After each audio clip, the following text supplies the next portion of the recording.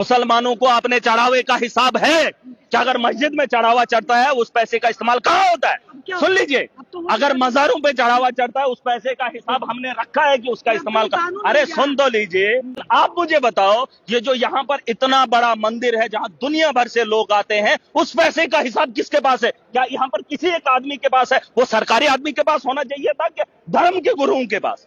मैं कहता हूं धर्म के लोगों के हाथ में धर्म का सम्मान दे दो, जिनका काम है। हम तो धर्म को मानने वाले कौन लोग हैं? आपको लगता है कि हम मुसलमान हैं, मैं नमाज सारी पढ़ता हूं? नहीं पढ़ता हूं।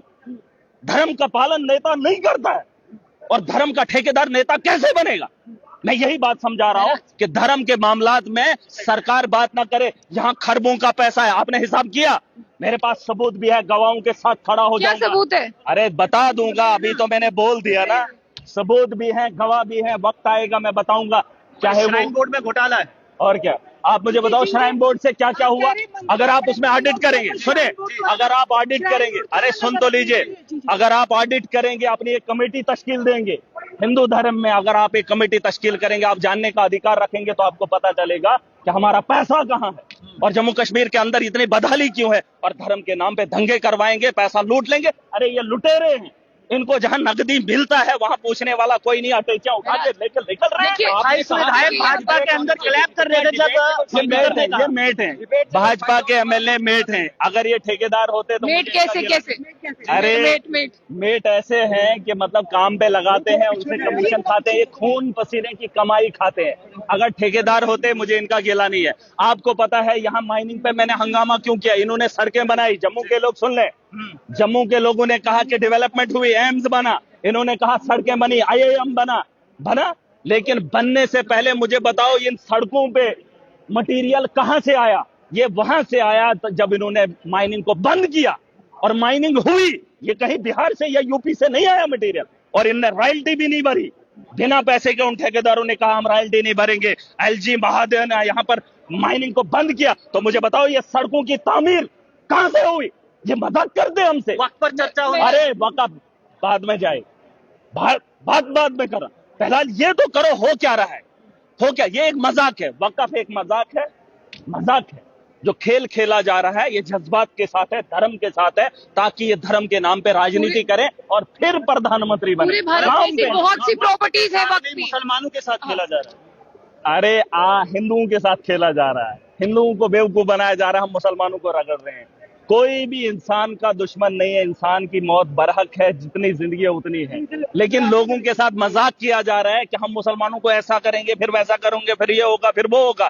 कुछ नहीं होगा। जाओ फलस्तीन में देखो, दुनिया का एटमी बम जितना हिरोशिमा और नागासाकी में बरसा था, उससे 5 गुना ज्यादा फलस्तीन एक गाजा है, 60 किलोमीटर की आबादी है, वहां पर बरसाया जाता है, 1 साल होने को जाता है, लेकिन वो कौम खत्म नहीं होती है। और यहाँ पर ये दिल लाते हैं, राजनीति करेंगे और बोलेंगे नहीं। आप मुझे बताओ कौम खत्म होती है? न कुत्ते की नस्ल खत्म नहीं हुई है, जिन कुत्तों को घर में पाला नहीं जाता है। बात कर रहे हैं ये चीजें, ये सिर्फ दिमाग के साथ खिलवाड़ हो रहा है, मजाक हो रहा है। इस मजाक को मैंने कहा ये धर्म के मामला धर्म के लोगों तक रहने दो। लीडर को बोलो करप्शन खत्म करे, लीडर को बोलो रात के अंधेरे में मोदी जी ने 10 साल में मुसलमानों के लिए रात के अंधेरे में सांसद बुलाया। बोलो कि हिंदुओं के लिए सांसद कब बुलाएगा? जम्मू के नौजवानों के बारे में। अरे सुनिए, पहले सवाल सुने आप। अरे आप सवाल सुनिए, फिर सवाल का जवाब दीजिए। इन्होंने कहा मुसलमानों के साथ खिलवाड़ नहीं, इस देश के बजटी के लोगों से खिलवाड़ है। सब सवाल तो सुन ले। उनको दिखाया जा रहा है हम मुसलमानों के मुखालिफ है, तुम हमें वोट दो। इसके लिए हमने सरकार नहीं बनानी है, हमें सरकार में इसलिए बनाना है ताकि देश को सक्षम बनाना है। मुसलमान खतरे में तो यार उनकी सरकार है, उनका वोट है, उनने काम करना नहीं है धर्म के नाम पे वोट। मेरा सवाल सुने। देखिए अंदर तो स्पीकर ने मना कर दिया कि वो इस पर बात नहीं करेंगे, उनके पास ये अथॉरिटी नहीं है, ये मैटर जो है सब जुडिशियल है और सुप्रीम कोर्ट में। अब मुझे बताइए, जो आप यहाँ पर हाउस के अंदर हैं, आप लोग क्या करेंगे? ये सवाल ये है और इसका जवाब दें। हाउस के अंदर मैं आपको एक ही बात बताऊंगा, मैं लोगों को समझाने का काम करूंगा। मेरा मकसद है लोगों तक बात पहुंचाना। मैं ये कह रहा हूं, हाउस के अंदर भी मैं यही बोलूंगा, ये एक मजाक है जो भाजपा ने किया है। मुसलमानों के साथ हमदर्दी दिखा रहा है, हिंदुओं को खुश कर रहा है। वो पार्टी, वो जमात जो खुल्लम खुल्ला मुसलमानों की इस देश के अंदर दुश्मन है। अरे आप सुन लीजिए ना, खुल्लम खुल्ला दुश्मन है, पूरी दुनिया जानती है। और वही मोदी अपने मुंह से कह रहा है रात के अंधेरे में उसको बिल लाना पड़ता है, मुसलमानों की हमदर्दी दिखाए, मैं मुसलमानों के लिए बेहतर कर रहा हूं। मुमकिन है क्या?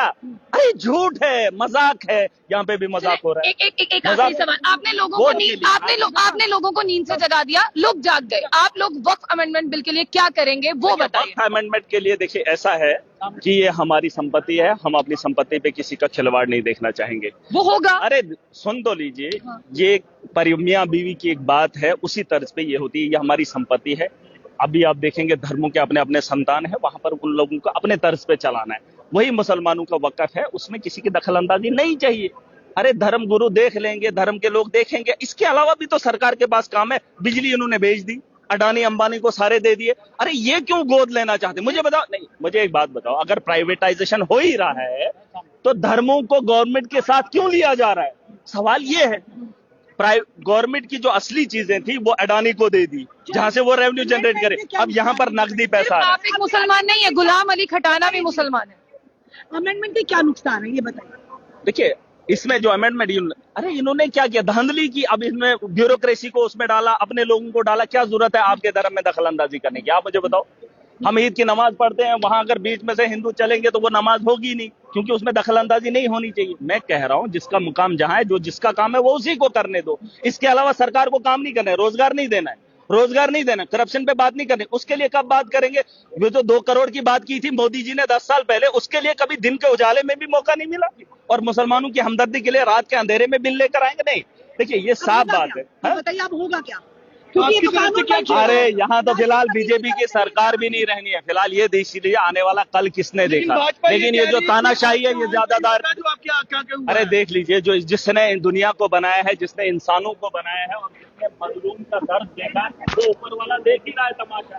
जिसने दुनिया के अंदर हिटलर जैसे आदमी को नहीं। तो फिलहाल यहाँ पर महराज मलिक थे। यहाँ पर देखिए, अगर मुसलमानों की बात की जाती है तो 2 मेंबर ऑफ पार्लियामेंट जो है वो नेशनल कॉन्फ्रेंस से थे। अगर आप देखें वहां पर member of parliament Ghulam Ali Khatana साहब भी थे और एक कमेटी भी बनी थी, लेकिन उसके बावजूद भी यहाँ पर वक्फ अमेंडमेंट बिल पास हो गया है। लेकिन देखिए भारत में भी जो है वो बहुत से लोग मुसलमान हैं, यहाँ पर श्राइन्स हैं, यहाँ पर मस्जिदें हैं, यहाँ पर दरगाहें हैं। अब हर किसी का जिस पहला चेक जो है वो सरकार का रहने वाला है। लेकिन पहले ऐसा होता था कि वक्फ की प्रॉपर्टी वक्फ के पास होती थी, उसका पहला चेक जो है वो वक्फ करता था। लेकिन अब इसमें तरमीम लाकर जो है वो किस तरह से मुसलमानों का फायदा होगा, इसे लेकर आज यहाँ पर हाउस में हंगामा हुआ। और इस हंगामे के बाद जो है 15 मिनट के लिए हाउस को अडजर्न किया गया। और फिलहाल मैं आपको बता दूं कि 15 मिनट बीत चुके हैं और अंदर क्या होता है ये देखते हैं।